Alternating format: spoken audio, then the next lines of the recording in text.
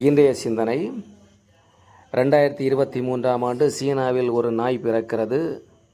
அசாத்திய திறமையோடு பிறக்கிறது. அந்த நாய்க்கு சிரிக்க தெரியும். அது மட்டுமல்ல, பல்வேறு திறமைகளை உள்ளடக்கியதாக பிறக்கிறது. அந்த நாயின் பெயர் பவுசாய். இதை கண்ட அரசு உரிமையாளரிடமிருந்து தத்தெடுக்கிறது. தத்தெடுத்து அதற்கு மாத சம்பளம், வருட ஊக்கத்தொகை என்று வழங்கியது. அந்த நாய் என்ன செய்தது?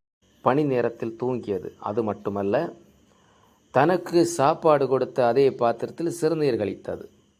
இதற்காக அந்த அரசு அதனுடைய வருடாந்திர ஊக்கத்தொகையை கட் செய்தது. இதில் நாம் கற்றுக்கொள்ள வேண்டிய பாடம் இருக்கிறது.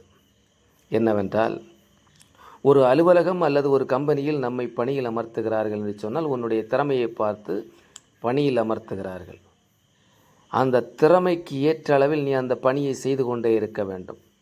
அதில் தோய்வு ஏற்படும் போது, அதில் பின்வாங்கும் போது, எனக்கு திறமை இருக்கிறது என்ற மமதையில் நீ தன் இஷ்டத்துக்கு வேலைகளை செய்யும்போது இதுபோன்று தண்டனைக்கு உள்ளாக்கப்படுவாய் என்ற வாழ்க்கை செய்தியோடு இன்றைய சிந்தனையை முடிக்கிறேன்.